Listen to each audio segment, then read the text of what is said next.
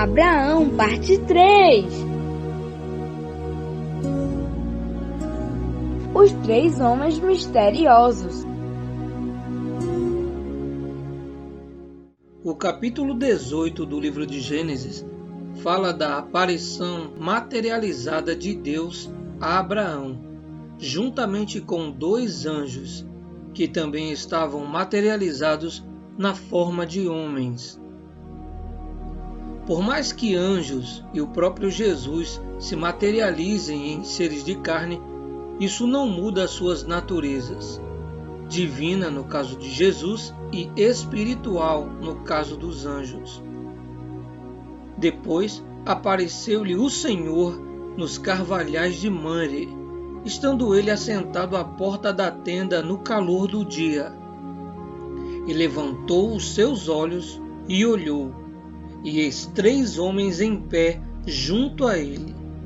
E vendo-os, correu da porta da tenda ao seu encontro, e inclinou-se à terra, e disse: Meu Senhor, se agora tenho achado graça aos teus olhos, rogo-te que não passes de teu servo, que se traga já um pouco de água, e lavai os vossos pés, e recostai-vos debaixo desta árvore.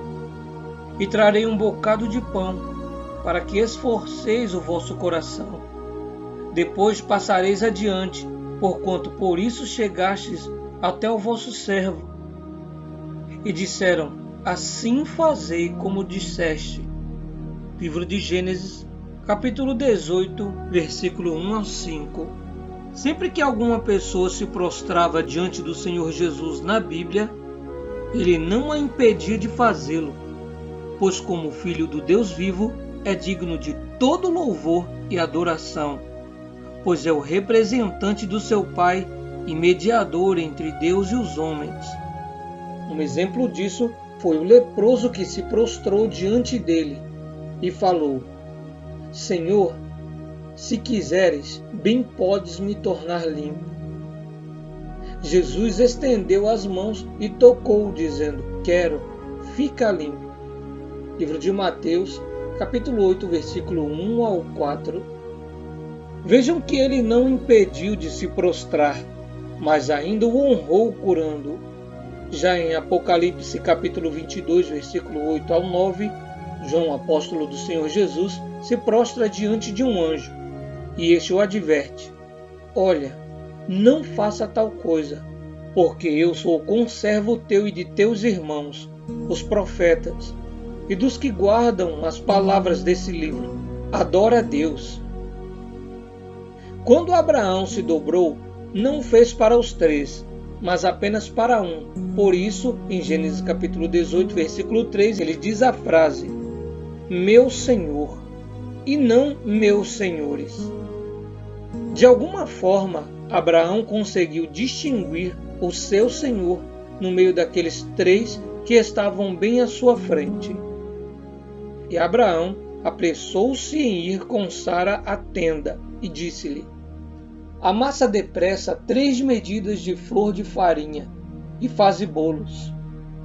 E correu Abraão às vacas, e tomou uma vitela tenra e boa, e deu ao moço, que se apressou em prepará-la.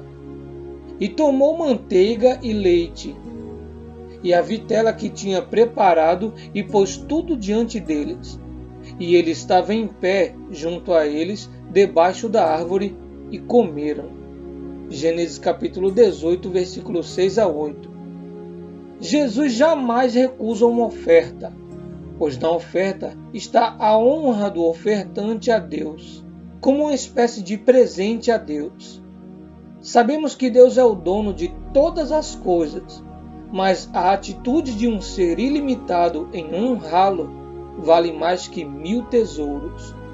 Foi assim com uma pobre viúva, em Marcos capítulo 12, versículo 14 a 44, onde Jesus recebia as ofertas e homens ricos depositavam grandes quantias, até que ela, a viúva, lançou apenas 2 moedas que valiam um quadrante, a moeda de menor valor de Roma, feita de bronze. Jesus podia impedi-la, pois estava dando tudo o que tinha, de modo que seu valor espiritual superou os altos valores depositados pelos ricos. Deus certamente honrou essa mulher, que honrou ao seu Deus com todas as forças, com tudo o que tinha. Abraão os ofereceu alimento, pois era de costume que, quando uma visita de grande estima aparecesse na casa de alguém, seus pés eram lavados e comida era oferecida para demonstrar que ali sempre seriam bem recebidos. Porém, a forma na qual Abraão preparou tudo, cobrando pressa e agilidade a Sara e a seu servo, mostra o quanto queria logo receber a seu mestre, dando-lhe as boas-vindas. E disseram-lhe: onde está Sara, tua mulher? E ele disse: ela ali na tenda. E disse: certamente tornarei a ti por esse tempo da vida. E eis que Sara, tua mulher, terá um filho. E Sara escutava a porta da tenda que estava atrás dele. E eram Abraão e Sara já velhos e adiantados em idade. Já Sara havia cessado o costume das mulheres. Assim, pois, riu-se Sara consigo, dizendo: terei ainda deleite depois de haver envelhecido, sendo também meu senhor já velho? Livro de Gênesis, capítulo 18, versículo 9 a 12. Diferente da vez em que Abraão sorriu em seu íntimo devido ao regozijo causado pela mensagem que Deus lhe falara, Sara duvidou que pudesse engravidar, porque levou em conta as condições físicas dela e do marido. Muitas vezes, Deus espera todas as nossas confianças e esperanças se esgotarem. Foi isso também que ele fez com Sara e Abraão. E disse o Senhor a Abraão: por que se riu Sara, dizendo: na verdade, darei eu à luz ainda, havendo já envelhecido? Haveria coisa alguma difícil ao Senhor? Ao tempo determinado tornarei a ti por este tempo da vida, e Sara terá um filho. E Sara negou, dizendo: não me ri, porquanto temiu. E ele disse: não digas isso, porque te riste. Gênesis capítulo 18, versículo 13 a 15. A palavra temor é um substantivo masculino que possui significados diferentes. O primeiro é a falta de tranquilidade, sensação de ameaça ou susto. Isso define aqui o que Sara sentiu. O segundo significado é sentimento de profundo respeito e obediência, um significado que combinava mais com Abraão. O anúncio da destruição. Após estas coisas, Abraão começa a acompanhar os homens que caminhavam olhando para Sodoma. E a partir do versículo 17, ainda do capítulo 18, Deus revela que não intentava ocultar de Abraão o que viria a fazer, já que ele se tornaria o pai de grandes nações. Deus revela a ele que irá destruir as cidades de Sodoma e Gomorra, pois o pecado que cometem tem se agravado muito, e seu clamor tem se multiplicado. Quando Caim matou Abel, Deus disse: que fizeste? A voz do sangue de teu irmão clama a mim. Livro de Gênesis, capítulo 4, versículo 10. E agora Deus diz: porquanto o clamor de Sodoma e Gomorra tem se multiplicado. Gênesis capítulo 18, versículo 20. Ora, assim se expressou o Senhor, porque há simbolismos que falam mais do que 1000 palavras. Se o sangue de um justo é derramado, sua vida também é derramada, e toda essa simbologia por si só pede ou clama pela justiça divina. Deus se vê na obrigação de fazer justiça e agir com juízo, no sentido de julgar aquela ação. Assim também, Sodoma e Gomorra estava afundada em pecados que se aperfeiçoavam diariamente, aumentando seu grau de ousadia. Como os moradores das duas cidades estavam envolvidos nos pecados que repercutiam e ganhavam fama, suas más obras falavam por si diante de Deus e dos homens. Sempre que vejo alguém falar sobre Sodoma e Gomorra, geralmente a pessoa associa apenas um tipo de pecado ou no máximo um semelhante. Porém, essas duas cidades se afundaram em toda a sorte de pecados, dos mais obscuros aos mais carnais. Porém, o sodomismo ou sodomia era algo naquela época exclusivo dessas duas cidades. Estudiosos alegam categoricamente que essas cidades foram as primeiras a registrarem certos tipos de pecado na história, como sodomia, necrofilia, zoofilia, estupros, incestos, sacrifícios humanos com rituais sexuais enquanto a vítima era oferecida, ingestão de sangue humano, canibalismo, alta propagação de seitas, necromancia e outras abominações, onde Deus não viu outra forma a não ser destruir essas cidades e seus cidadãos, para que aqueles pecados que tiveram origem em Sodoma e que contaminou Gomorra não contaminassem mais cidade nenhuma. Assim como Deus falou que desceria para ver o que estava acontecendo em Babel, no episódio da Grande Torre, agora ele diz a Abraão que também desceria para ver as obras que se acometeram nessas cidades. Porém, no versículo 22 do capítulo 18 de Gênesis, ele permanece com Abraão enquanto seus dois anjos se dirigem como seus representantes até a cidade.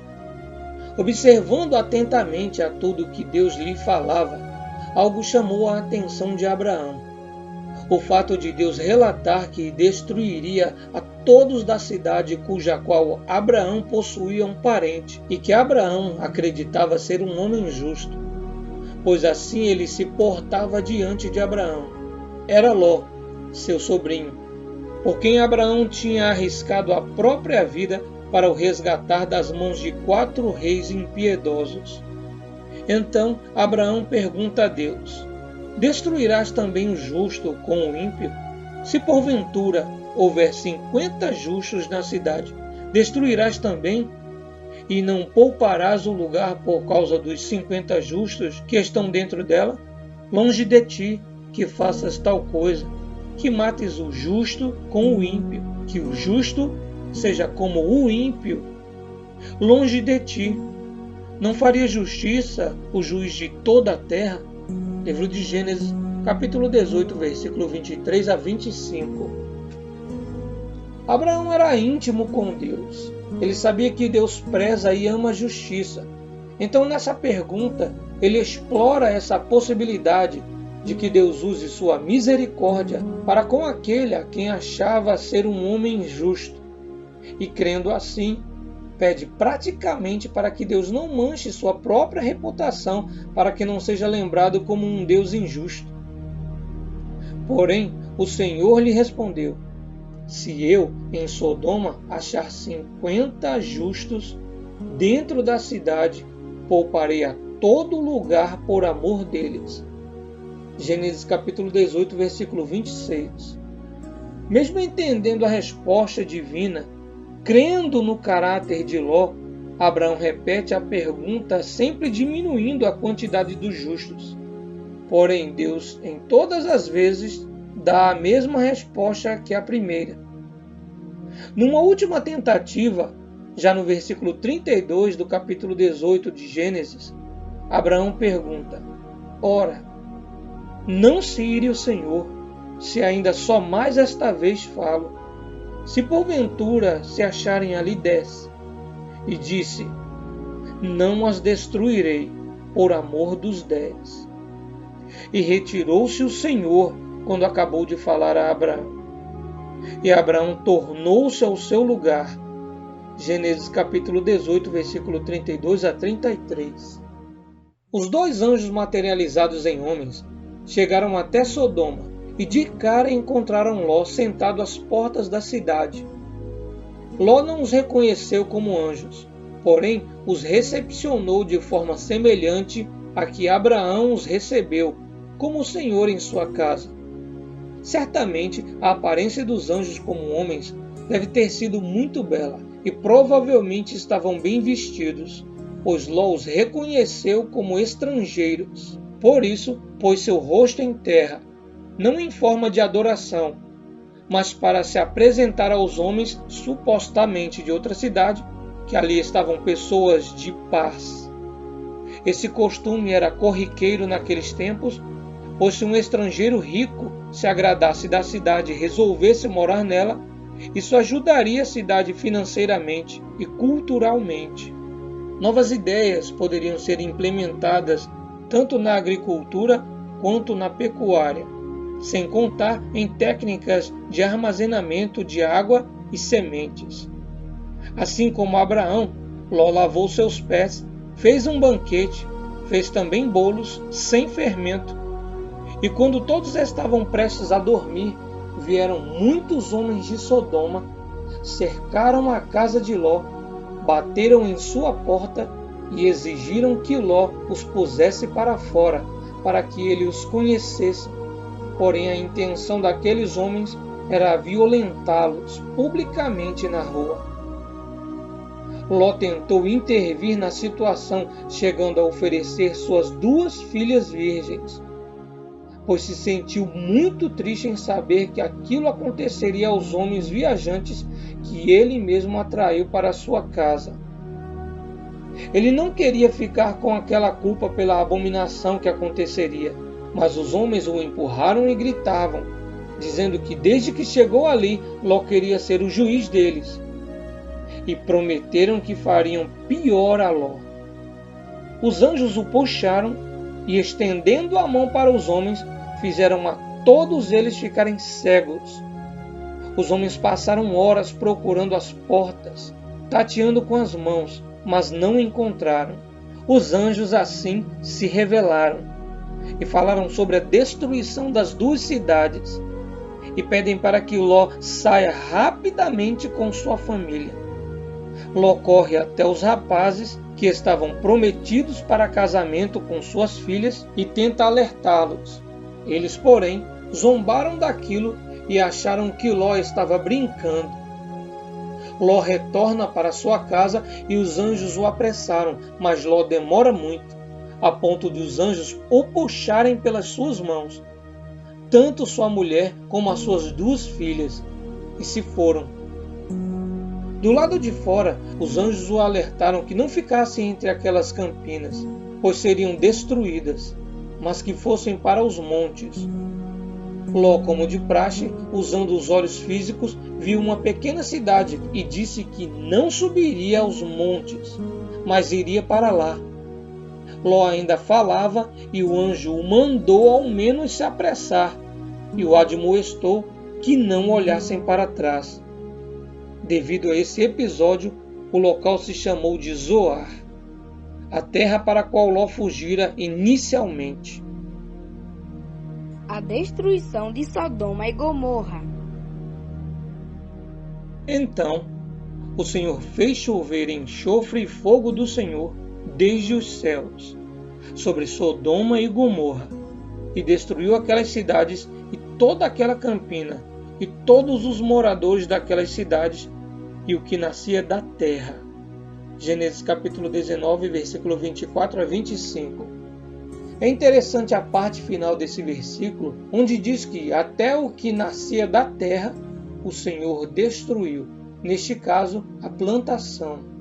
Isso coaduna com pesquisas feitas no solo onde teria sido as cidades. Na verdade, segundo eles, Sodoma e Gomorra, localizadas no Vale de Sidim, próximas ao Mar Morto, no Oriente Médio, teriam sido varridas do mapa, assim como a Bíblia descreve. Isso porque arqueólogos americanos dizem que essa região pode ter testemunhado uma grande catástrofe natural há cerca de 4.000 anos. o que a deixou inabitável por séculos. Cientistas da Universidade Trinity Southwest, instituição cristã que fica em Albuquerque, Novo México, Estados Unidos, acreditam que a civilização do Mar Morto tenha sido destruída há 3.700 anos por causa da explosão de um meteorito que se desfragmentou na atmosfera terrestre. Os resultados preliminares das escavações feitas no local, que teria comportado as duas cidades bíblicas de Sodoma e Gomorra, onde viviam cerca de 65.000 pessoas naquele tempo, tenha sido obliterada pela poderosa onda de calor, pelo vento e partículas pequenas decorrente da explosão do corpo celeste. As ondas empurraram a água salgada do Mar Morto que devastou o solo. Segundo os pesquisadores americanos, a explosão teria destruído não apenas 100% das cidades da Idade do Bronze, mas também afetou o solo das zonas, que até então eram férteis. A explosão teria ocorrido em pouca altitude, o que causou uma catástrofe que destruiu a região onde pesquisadores vêm trabalhando há anos. A cerâmica superficial encontrada no local teria se derretido ao ponto de virar vidro, tamanha intensidade do calor. A catástrofe teria deixado a região inabitável por até 700 anos, conforme a avaliação dos cientistas. Enquanto fugiam, Ló, sua esposa e suas filhas seguiram a orientação de Deus, olhando apenas para o caminho que estavam percorrendo, até que a mulher de Ló olha para trás. Os anjos já haviam alertado a família de Ló que durante a fuga eles não olhassem para trás de forma alguma. Porém, ao ouvir o som de gritos e das explosões que vinham das cidades, os clarões dos incêndios e o cheiro de fumaça e enxofre, ela esqueceu do alerta celestial e, desobedecendo, olhou para trás, tornando-se instantaneamente em uma estátua de sal. Livro de Gênesis, capítulo 19, versículo 26. O curioso é que em março de 2019, pesquisadores israelenses afirmaram ter descoberto a maior caverna de sal do mundo, perto do local árido em que, segundo a Bíblia, a mulher de Ló foi transformada em uma estátua de sal.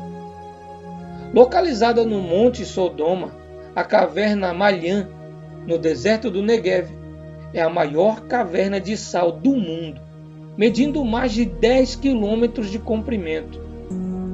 Caverna de sal é um termo literal. Malhã fica no Monte Sodoma, a sudoeste do Mar Morto, e as suas paredes são feitas do mesmo tipo de sal na mesa de sua cozinha. Uma equipe de 80 exploradores a visitou e, em seu argumento, compararam o comprimento total com o antigo recorde que pertencia à caverna de sal de Qashm Island, do Irã, que antigamente era considerada a maior do mundo na categoria. Porém, perdeu seu lugar para Malhã, pois mede apenas 6.580 metros. Pela manhã, Abraão se levanta e vai até o lugar onde tinha falado com seu Senhor, e olhou para o vale de Sodoma. Havia muita fumaça, que subia como fumaça de uma grande fornalha. Gênesis capítulo 19, versículo 29 diz: E aconteceu que, destruindo Deus as cidades da campina, lembrou-se Deus de Abraão, e tirou a Ló do meio da destruição, derrubando aquelas cidades que Ló habitara. Deus agiu com Abraão da mesma forma que agiu com Noé. Salvou seus familiares por amor a seus servos. Quando Abraão intercedeu por Ló através daquelas indagações, vemos a importância de continuarmos intercedendo por nossos familiares, independente de suas más obras, pois na hora do livramento o fará por amor de nós.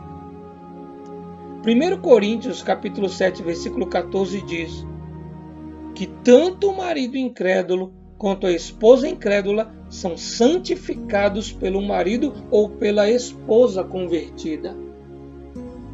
A palavra santidade provém da frase santo, que por sua vez significa separado do pecado. Agora, imaginem se eles morrerem assim, separados do pecado, ainda que por causa de seu parceiro ou parceira. O incesto. No versículo 30, vemos Ló e suas filhas indo morar nos montes. Pois em Zoar ele não confiou em seus habitantes, que eram perversos, e provavelmente não lhe ofereceram abrigo. Os anjos sabiam quem eram aqueles homens, por isso já tinham pedido para que eles fugissem para os montes. Os noivos da filha de Ló morreram na grande catástrofe de Sodoma e Gomorra. Quando as duas se viram morando sós com seu pai naquela região montanhosa e desértica, elaboraram um plano muito estranho para garantir sua posteridade e sua honra como mulheres, porém de uma maneira desonrosa. A filha mais velha de Ló convenceu a mais nova que deveriam ter relações sexuais com seu pai para engravidar dele, para não morrerem virgens, sem filhos, e para que o nome de seu pai pudesse vir a ser continuado na terra. Então ela, a filha mais velha, o embebedou com vinho e, em meio à sua alta embriaguez, teve relações com ele, que não se lembrou nem percebeu nada no outro dia. Depois disso, foi a vez da mais nova, que fizera o mesmo, embebedou a seu pai e teve relações com ele. Gênesis capítulo 19, versículo 37 a 38 diz: E a primogênita deu à luz a um filho, e chamou seu nome de Moabe. Este é o pai dos moabitas até o dia de hoje. E a menor também deu à luz a um filho, e chamou seu nome de Ben-Ami. Este é o pai dos filhos de Amon até o dia de hoje. Abraão nega que Sara é sua mulher. Tempos mais tarde, Abraão decide se mudar novamente. Foram para a terra do sul, entre Cádiz e Sur, e peregrinou em Gerar. Alguém provavelmente durante essa peregrinação de Abraão o perguntou sobre Sara, e ele, assim como fizera antes no Egito, falou que esta era sua irmã, e assim o fez, tanto para se proteger quanto a própria Sara. O que chama a atenção aqui é que sua idade e a de Sara eram avançadas. Porém, o que podemos supor mediante o fato que iria acontecer e até se repetir é que há uma grande possibilidade de que quando Deus disse a Abraão que Sara teria um filho, possa ser que ele tenha restaurado a sua vitalidade física de tal maneira que sua aparência ficou novamente jovial. Algo semelhante ocorreu com Naamã. Tinha pegado lepra, porém sua lepra estava num nível não tão avançado a ponto de o expulsarem da cidade como era costume. Mas já haviam feridas em partes de seu corpo que eram cobertas pelas suas vestes e armadura, a ponto de sua roupa colar nas feridas. Após obedecer o profeta, se banhou 7 vezes no rio, e a cura foi impressionante ao ponto de toda a pele de seu corpo ficar como a pele de um bebê. Um general com a idade aproximada aos 55 anos, com uma aparência totalmente jovial. Essa é a única explicação para que uma mulher idosa ainda despertasse o desejo dos homens, e despertou. Pois o rei Abimeleque, ao saber dela, enviou servos que a trouxeram até ele, constituiu como sua esposa, tal igual o faraó antes fizera. Abimeleque era o rei filisteu de Gerar, nos dias de Abraão e Isaque. O nome Abimeleque pode se tratar de um título que distinguia os governantes filisteus como o faraó no Egito, e não ser um nome pessoal. Esse nome significa o pai é rei, ou o rei é pai. Diferente dos costumes egípcios, um casal que se unia daquela forma entre os filisteus tinha que celebrar o casamento o mais rápido possível. Isso porque a estrangeira, no caso Sara, tinha que ser integrada rapidamente à família do rei para absorver os costumes locais. Porém, Deus interveio tão rapidamente nessa questão que não houve tempo para Abimeleque realizar o casamento com Sara ou se achegar intimamente com ela, pois ao dormir Deus falou em sonho com o rei. Deus, porém, veio a Abimeleque em sonhos de noite e disse-lhe: Eis que morto serás por causa da mulher que tomaste, porque ela está casada com o marido. Mas Abimeleque ainda não tinha se chegado a ela. Por isso disse: Senhor, matarás também uma nação justa? Não me disse ele mesmo, é minha irmã? E ela também disse, é meu irmão? Em sinceridade de coração e em pureza das minhas mãos tenho feito isso. E disse-lhe Deus em sonhos: Bem sei eu que na sinceridade do teu coração fizeste isso, e também eu tenho te impedido de pecar contra mim. Por isso não te permiti tocá-la. Agora, pois, restitui a mulher ao seu marido, porque profeta é, e rogará por ti para que vivas. Porém, se não lhe restituíres, sabe que certamente morrerás, tu e tudo o que é teu. Gênesis capítulo 20, versículo 3 a 1. Ainda pela madrugada, já amanhecendo, o rei não perdeu tempo, convocou todos os seus servos e contou tudo o que ocorreu. O fato de Abimeleque contar tudo aos seus servos mostra que provavelmente a ordem era de preparar o festejo de seu casamento. Mas como cancelar tudo sem falar o que aconteceu a seus servos? Seus servos ficaram muito atemorizados e ele pediu para que chamassem a Abraão. Após perguntar por 2 vezes a Abraão sobre o porquê dele ter feito aquilo, Abraão dá a mesma resposta que deu ao faraó, porque achou que o matariam. Porém, Abraão acrescenta que ela de fato era sua irmã, por parte de pai, e depois eles vieram a se casar. Abraão acaba explicando toda a história de sua trajetória até ali. Depois disso, Abimeleque deixa Abraão mais rico do que era, dando-lhe ovelhas, vacas, servos e servas. E chega a pedir que Sara valorize Abraão. Isso porque o rei reconheceu que aquele homem era mesmo um amigo de Deus, já que Deus apareceu em sonho exclusivamente por sua causa. Essa atitude tomada no momento de fraqueza e medo de Abraão poderia colocar todo o projeto de Deus em risco. Isso porque Deus faria surgir o seu povo escolhido de Abraão e Sara, e logo depois o Messias, que salvaria o mundo, viria por meio desta descendência. Nossa palavra tem sempre que ser sim ou não, pois quando optamos pela verdade, optamos por Jesus, que é o caminho, a verdade e a vida.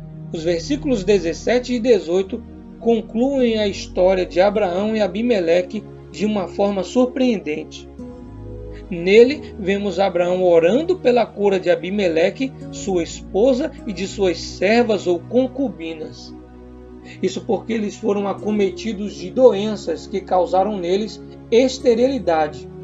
Abimeleque provavelmente veio a se tornar impotente, porém, a oração de Abraão foi ouvida e eles puderam inclusive ter filhos após o episódio. A história de Abraão continua no próximo vídeo. Deixe o like e se inscreva no canal.